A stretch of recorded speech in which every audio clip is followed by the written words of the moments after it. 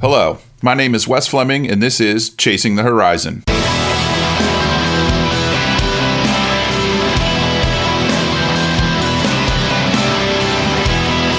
Welcome to Chasing the Horizon, a podcast by, for, and about motorcyclists, and brought to you by the BMW Motorcycle Owners of America.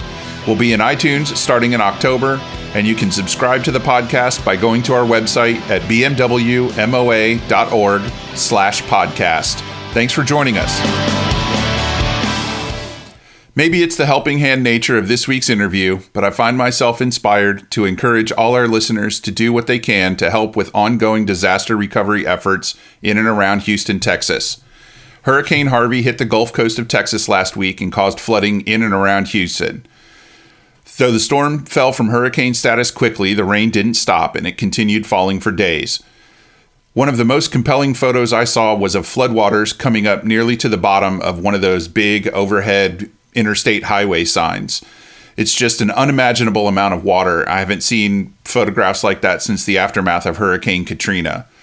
Whether you can help out by donating a little money, some supplies, or even going to the area yourself and putting your back into the recovery effort, do something if you're able.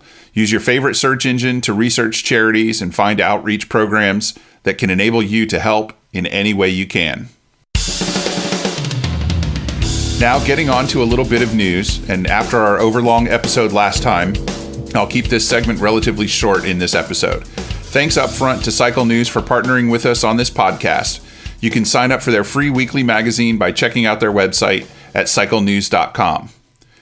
Honda confirmed that current Moto2 rider Thomas Luthi and his rival Franco Morbidelli will make the jump to MotoGP next season, replacing Jack Miller and Tito Rabat, who are both leaving Honda for Ducati. Luthi has been in Moto2 for 3 years, and the Swiss rider is a former 125 champion, having won that circuit in 2005. With this announcement, any rumors that Sam Lowes would be making the transition to Honda are officially laid to rest. Honda also confirmed that Takaki Nakagami will join the LCR team, which is expanding to 2 riders. He'll join Cal Crutchlow with LCR. Honda seems committed to Nakagami despite his underwhelming performance this year. I recently attended the press launch BMW Motorrad held for their newest motorcycle, the K1600B, or Bagger as it's being called. I won't get into details here, but I will tell you that there's 2 ways you can learn about the new bike. You can go check out my video podcast episode on the Bagger by going to our website, bmwmoa.org/podcast, or you can wait for the October 2017 issue of the MOA's magazine, BMW Owners News. The reason I'm telling you that is so that this next thing makes a little more sense. Harley-Davidson followed not long after that press event with their own press event focusing on the new 2018 Softail line. Harley is claiming all the new Softails are lighter and faster than previous versions, thanks in large part to their new dual counterbalanced Milwaukee 8 engines. Harley also says the new frames have been stiffened and lightened to better suit the new engines, which come in 107 and 114 cubic inch versions. For us metric-centric riders, 107 cubic inches is 1,753 cubic centimeters, and 114 CI is 1868 cc's. Those are some big engines. I've only seen photos of the new Softails, but they look as good as you expect a motorcycle to look when it rolls off the Harley production line. I'll be asking around among my riding friends to see who's the first to buy one and try to convince them to let me take a spin on the bike. If I can talk one of them into it, I'll tell you about it. That's all the news for this episode. I told you I'd keep it short. One of the things I'm trying to do with Chasing the Horizon is appeal to all kinds of riders who own and love all kinds of bikes.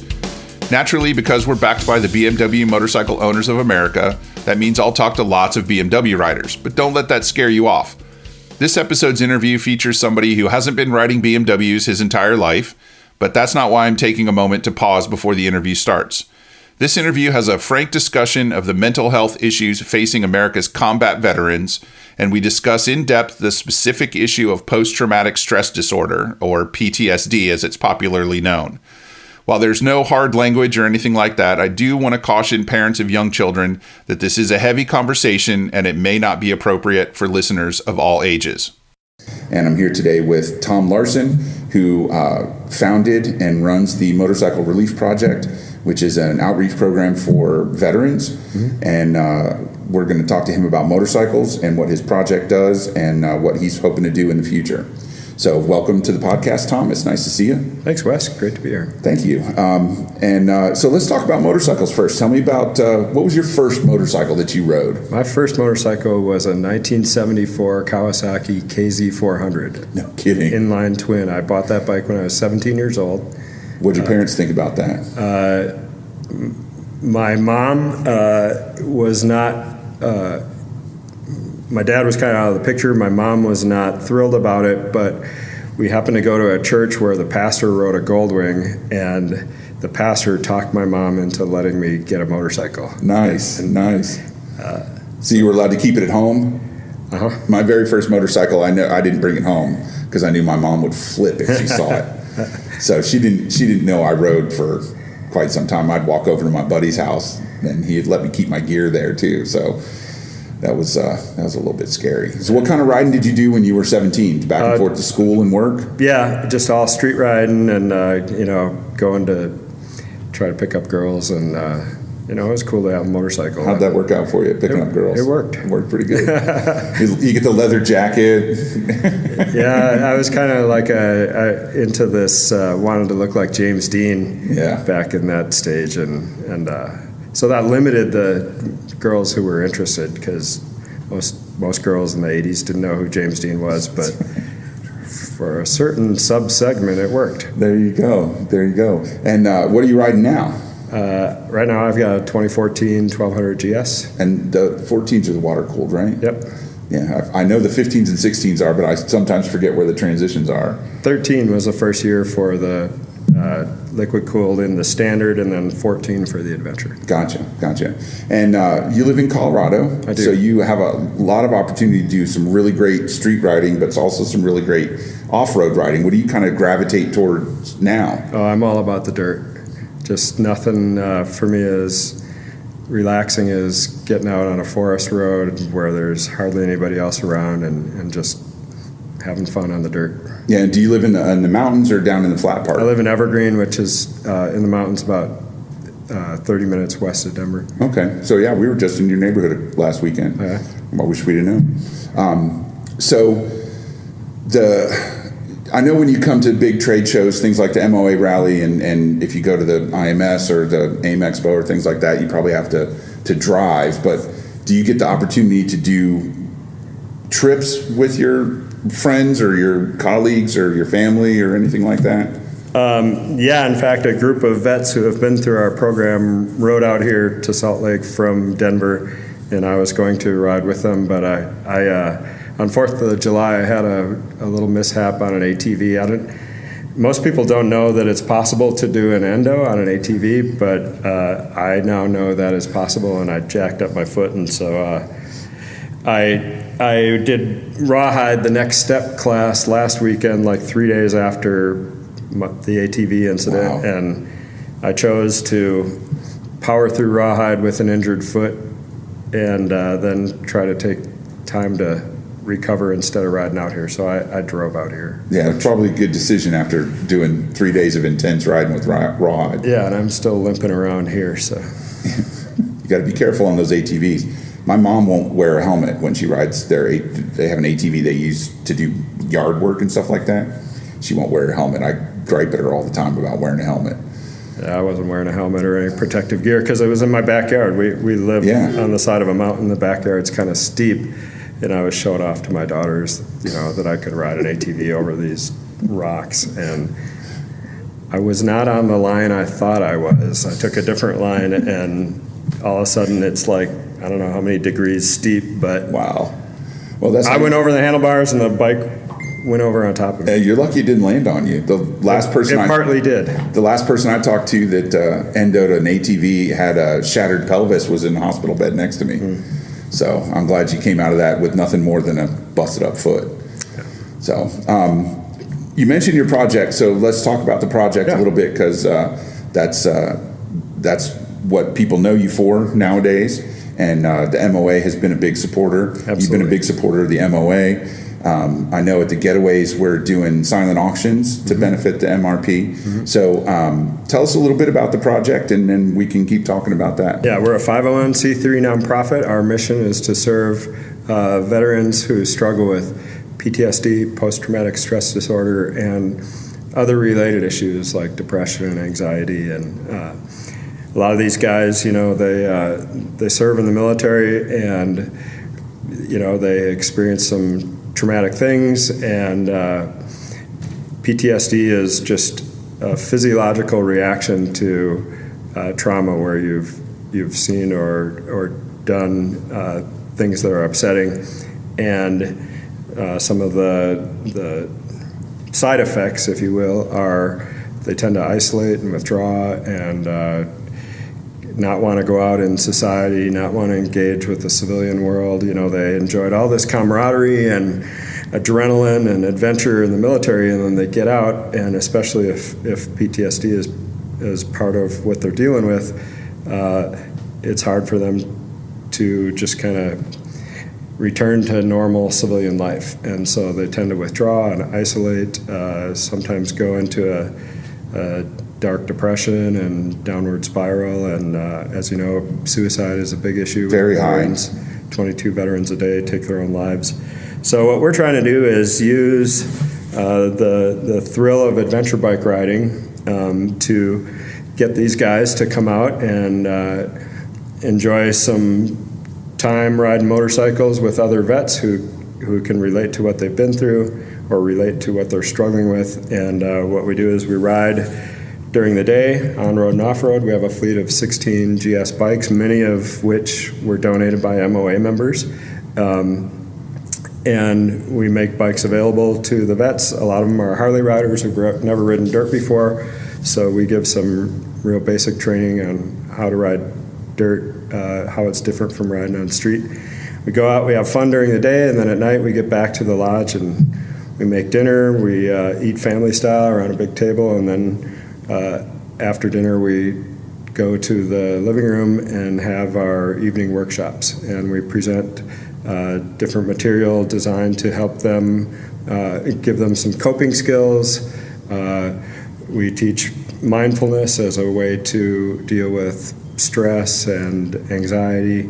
We do a workshop on overcoming resistance, that idea that sometimes we're our own worst enemy, and what are the things that keep us from being who we want to be and doing what we want to do, and just keep us kind of trapped and not making any forward progress. So through the course of the 5 days, these guys form bonds riding together, and definitely blow off some steam and have some fun. But it's really the workshops that we do at night and the skills we present, and the opportunity for them to discuss their struggles and their issues with one another, with like-minded individuals who can relate to what they're going through in an environment where it's confidential, it's anonymous, no one will judge them for sharing whatever they share, and no one's going to think they're crazy or broken or dangerous,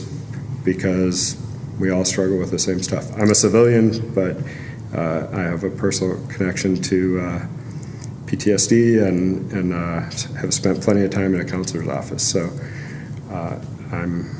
this is my way of serving them in return for them serving us. Yeah, I think it's a fantastic idea, and I'm glad that you thought of it. What brought you to come up with the idea for that week long? Because I think I know how I am with my riding buddies. The 3 or 4 guys that I ride with the most, that I trust to ride in front of me and ride behind me. And I've never been in the military. I've never been shot at. I've never had any of those kinds of experiences. But I imagine that camaraderie is a similar feeling.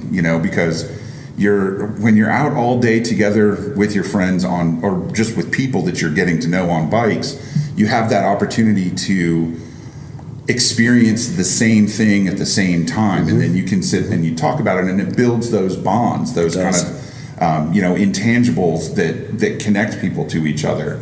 So even though these guys that have served overseas in combat zones and seen and had to do things that are kind of antithetical to human nature, they lose that combat bond with the guys in their unit and their squad or their platoon. Right. Then they can come home, and these are guys that they don't know, but they're doing the same thing. They're doing it at the same time. Right. It's motorcycles are very bonding. Everybody loves motorcycles. Everybody talks about motorcycles. I'm sure you've been stopped at gas stations for people wanted to ask you about your motorcycle or whatever. So. Just the idea of that, how did you come to that, to kind of create that program? Well, I've spent a significant amount of time and money in the counselor's office, and at one point and I was asking my counselor to just kind of help me figure out, why am I still struggling with these same things, that I've been struggling with for years. And at one point my counselor suggested doing a therapy called EMDR treatment. And I said, what's EMDR? And he said, it's a treatment for PTSD. And I said, do you think I have PTSD? And he said, well, I think this could be helpful. So that was kind of my first, I hadn't even ever thought of PTSD before that. And so I started working with my counselor on some of that. And I met a guy who was the coach of my daughter's volleyball team, who was an Iraq vet. And I saw him at a game that my other daughter was playing in, where he wasn't coaching, and he had a service dog with him, and he was in the stands. And I said, Mark, what's with the service dog? Because I didn't think he was physically disabled. And he said, oh, that's my PTSD dog. I said, really? And I didn't know that was a thing. Yeah, there are therapy dogs for PTSD, and it's actually fascinating. So and the way he described it, when he gets in an environment like that, a noisy gym with 3 games going on at once and whistles blowing and balls flying and people screaming and running everywhere, it just raises his stress level. And the dog can actually smell chemicals when his stress level raises. The dog can detect this, and the dog leans up against him and has a calming effect on him and reminds him, okay, I'm here, everything's okay, because a lot of these guys, they struggle with hyperarousal, hypervigilance. They're just always looking out for danger. Right. And after talking to him about that and meeting his dog, I went home and I started doing some research on veterans and PTSD, because I had just been, not diagnosed, but suggested that I might be struggling with some of that.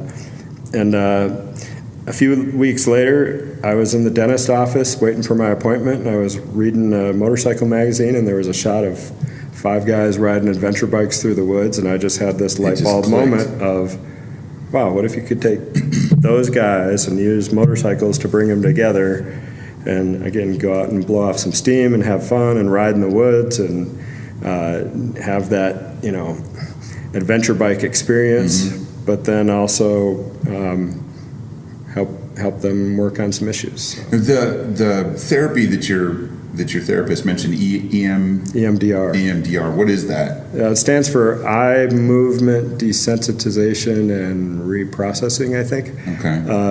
And in the beginning, it was done with just kind of waving something back and forth, and so your eyes would move left, right, and somehow it helps you it helps make the traumatic memories less traumatic. And what happens with PTSD, and I'm no psychologist, but my layman's understanding of it is, there's a fight or flight part of your brain, and when you have a traumatic experience, those memories can get stuck in that fight or flight part of your brain. So when something happens, you hear a firecracker go off, it triggers that trauma because it's still in that fight or flight part of the brain, and you have a reaction to it. Well, through EMDR, what it does is it stimulates the 2 halves of the brain at once, and you're in working with a skilled counselor, they can kind of help you process that experience so it moves out of the fight or flight part and back into long-term memory, the normal file cabinet where it should be. Right. They later discovered that it's not so much the eye movement, it's the stimulating the 2 halves of the brain. So when I do the therapy my therapist gives me these two little, he calls them paddles, these two little plastic kind of orbs that are connected to wires to his machine. And I hold those in my hands and they vibrate left, right, left, right, left, right. The whole time he's talking to me about, this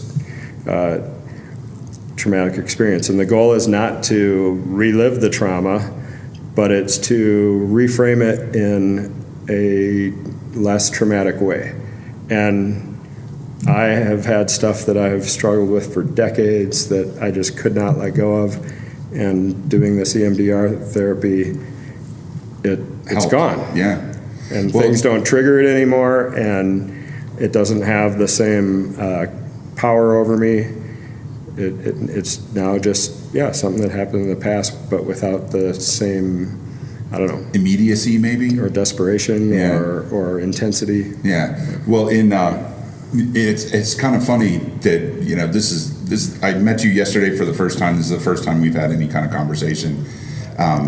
In 1999, I was run over by a car. I was riding my motorcycle to a meeting for work, and old lady turned left in the intersection, ran right into me, messed up my leg really bad. And what I remember most is lying in the street in a puddle of gas, hoping that my bike wasn't going to catch on fire and that I wouldn't burn up. Right. And, I got carted to the hospital, had, a number of operations over the next couple of years. I used a cane for a while. I've still got metal in my leg. And then I got on with my life. That was the summer I turned 30, I think. And I didn't put it behind me. I had a new motorcycle, new gear, new helmet. I got on with my life. And a number of years later, I was having trouble sleeping. I couldn't ever lay on my back. I would go into these just terrible panic situations. I guess panic attack is what people might call it. And my wife finally convinced me to go start talking to somebody. And it was a very kind of similar situation to yours, where she said, let's talk about your crash. I mentioned it in passing. And she started talking about PTSD. And I resisted it at first because, I'm not a soldier. Right. I was never in the military. Right. I've never been in combat. I hadn't been in a fist fight since I was 18 years old, And I really resisted that, even bringing it up. I was like, that can't be me because, I've never experienced anything like that. And it took her several months to kind of talk me into trying the thing with the paddles. Oh, so you've done it. Yeah. And did you find it helpful? It was an amazingly cathartic 2 weeks, 4 sessions over 2 weeks, and it was gone. That I could go to the dentist, which sounds like a dumb thing, but to get in that chair and get leaned back and have somebody poking around in my mouth with those sharp tools, it triggered me every time, and I would get dizzy. I'd have to stand up. I'd puke. I'd freak out. I'd have to go home. I couldn't get dental care, which sounds like a stupid thing, And about a year after, I went to the dentist for the first time in a long time, and I made it through. And now I was nervous, and I got sweaty, and I panicked a little bit, but I didn't get sick, and I didn't run, and it was. And I called her because I had moved and stopped seeing that therapist. I called her and I said, I think whatever you did with the little vibrating paddles, I think it worked. Yeah. And I really liked hearing your explanation because she didn't explain it to me, or if she did, I wasn't open to the explanation. And I think she understood that I probably would not have accepted the explanation. Because it sounds hokey. It does sound hokey, but when you talk about, it stimulates both sides of your brain, and that triggers the memory to move from that fight or flight cortex to the rest of your brain, where it can be stored and processed like a normal memory. Right. And so, now it's been at least 6 years, maybe 8 years since I had those sessions with that therapist. And, I sleep on my back all the time, and it doesn't bother. I don't wake up in a panic in the middle of the night with the dizzy spins. Yeah. and I hardly ever have anxiety attacks. And now when I feel them coming on, I know what's triggering them, and I can change the situation because I know how to deal with it. So it's where I still don't feel like I have, I still, even to this day, don't feel like I have a claim to a PTSD diagnosis, but I do feel like I understand how you can get into that situation, right, even in an innocuous way. So for a soldier that's been in a combat zone or a plane crash or a helicopter crash or anything like that, we don't think about as necessarily being a traumatic situation. Right. And I didn't know they had PTSD dogs. I know diabetes, they have diabetes dogs that can tell when your blood sugar is messed up. So that's a really fascinating thing to know. And I can totally see why that led you to connect motorcycles and that situation in veterans to create the Motorcycle Relief Project. It's really fantastic progression of events. I realize that the EMDR has been helpful dealing with certain things, but of all the countless hours I've spent in a counseling office, I realize that when I get on my bike and ride, it works almost better than counseling for just clearing my head, because when I'm riding, all I'm thinking about is riding, and especially riding on dirt, which requires more focus, and you don't have all the other people riding on the streets. You have to watch out for cars and trucks. All the noise in my head just kind of fades away, and I'm in the moment and living in the present and just living. Yeah, exactly. And instead of thinking about the past or worrying about the future, I'm just living. You have to be in that moment. Motorcycling is requires such an active amount of attention.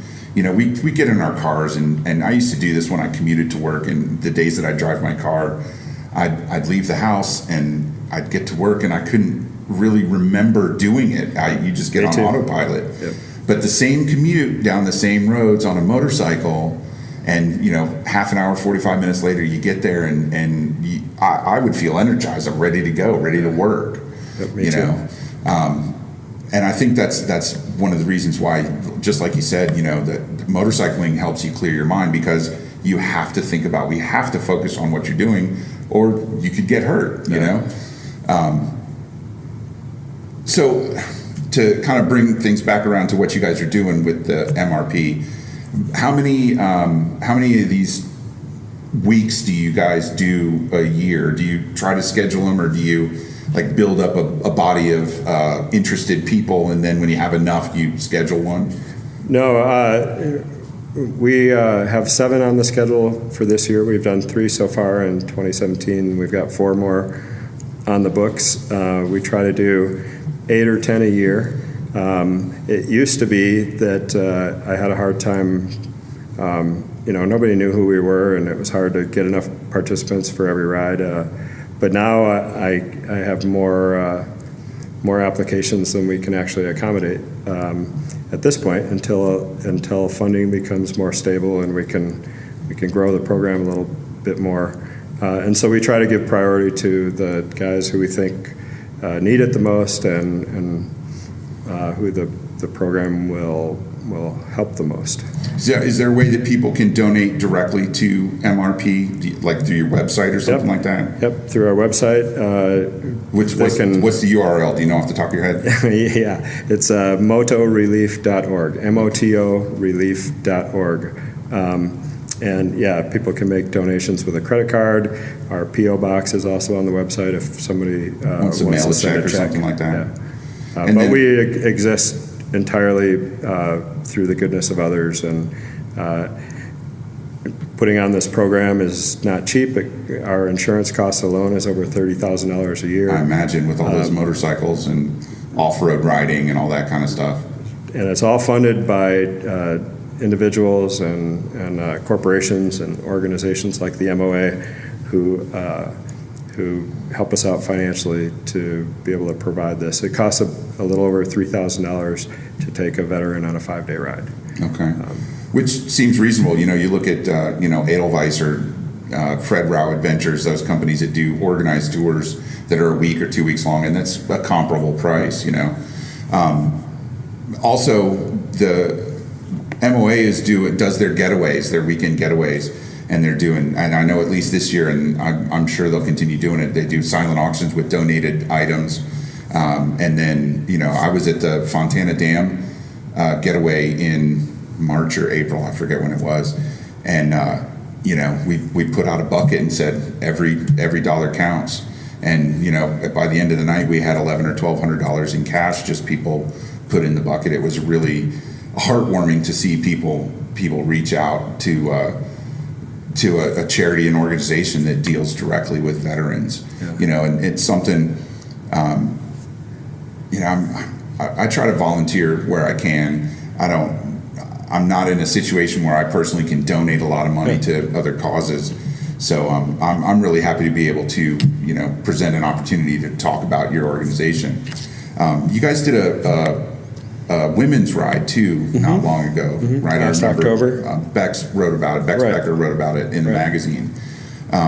Is there this may sound like a weird question, but is there a different dynamic between female veterans and male veterans, or do they? I'm sure they deal with some of the same issues. A combat zone is a combat zone, but as our military modernizes, as we move farther into the 21st century, more women are being exposed to combat than I think ever before.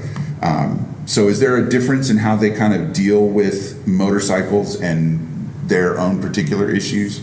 No, not really. And, I want to say that we have a lot of participants who've gone on our rides who either they haven't served in combat or they have, but their PTSD issues are not from combat. They're from, other experiences in life, or, I can think of a woman who was on that women's ride who she didn't see combat herself, but she was a nurse, and she treated guys that they were pulling out of the battlefield. So no, it's not so much that there's a difference between the way men and women deal with it or how it affects them.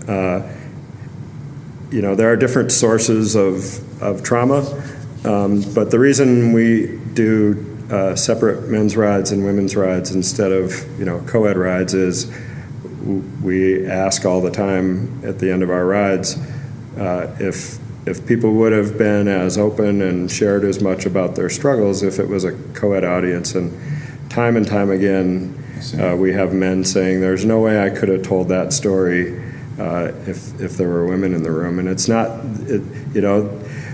they serve side by side, and all of the men that I've met who've been on our rides and have served in the military have tremendous respect for female soldiers that they served with.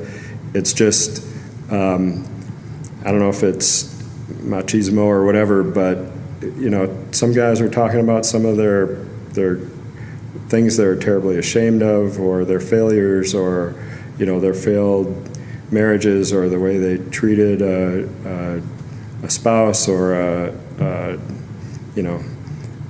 girlfriend or whatever, and it's hard. Yeah. These guys are sharing some really deep, dark stuff sometimes that they would never feel comfortable sharing in a civilian environment. They were comfortable, or at least more comfortable, or over the course of a few days, they, develop some trust and feel like they can let some stuff out that they wouldn't let out in another place. And so, for the time being, anyway, we're doing men's rides and women's rides separate, just so the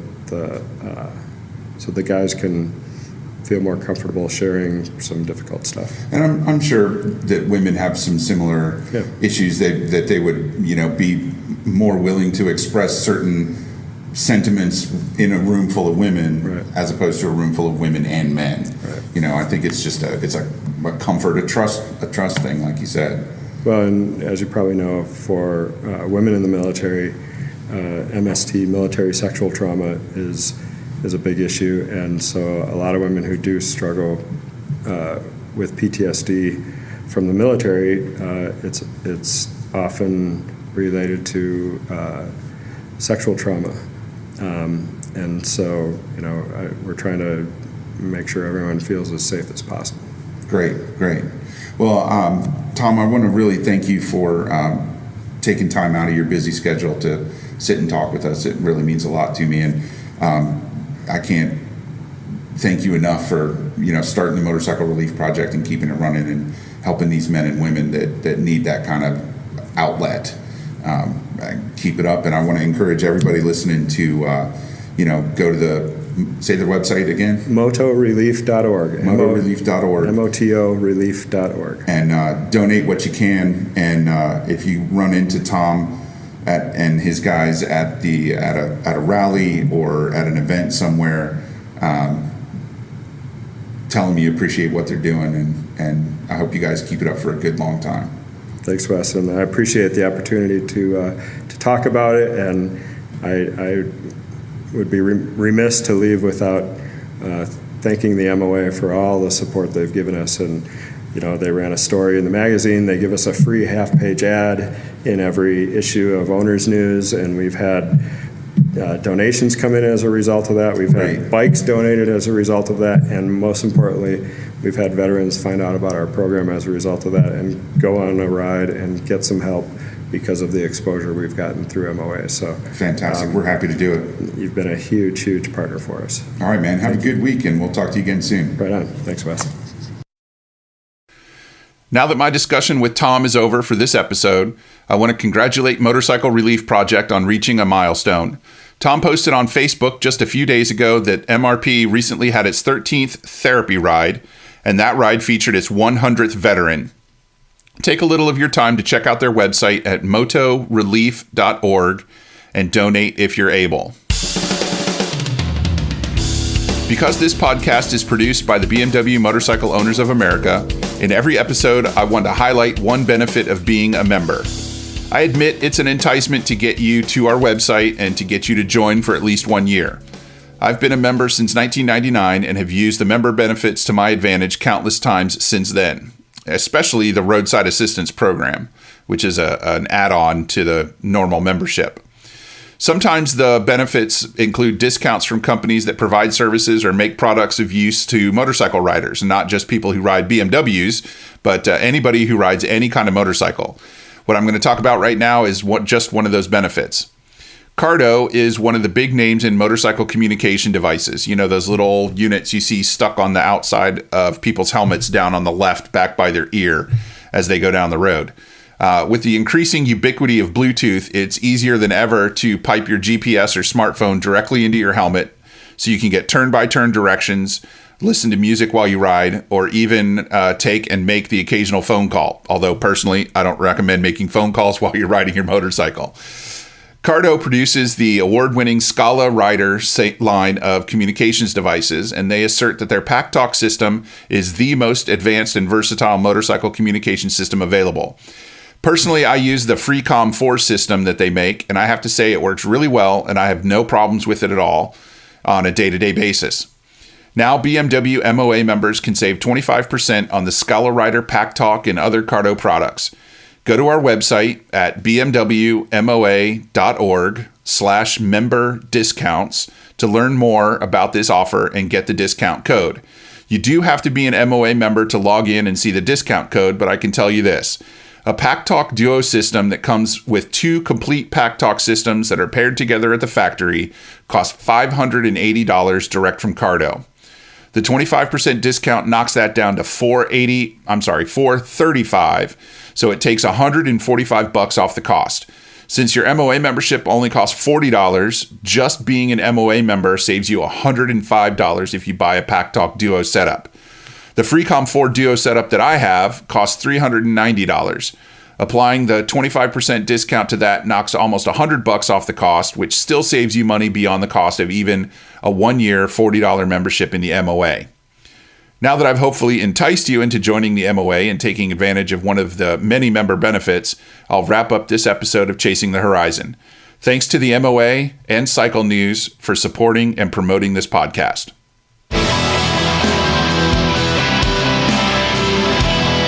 I want to thank you for coming back for the 3rd episode of Chasing the Horizon, which featured an interview with Tom Larson, the founder of Motorcycle Relief Project. Our next episode features an interview with Al Jesse of Jesse Luggage and a very special guest, who I will reveal when the time is right. That episode will be out on September 18th. In the meantime, check back on our webpage at bmwmoa.org/podcast to check for new video episodes that we'll be putting out from time to time. Andrew Finberg composed and recorded our theme music. Karen Halker designed our logo. Thanks again to Tom Larson for this episode's interview, and we'll see you out there somewhere on the road or off it. Ride safe.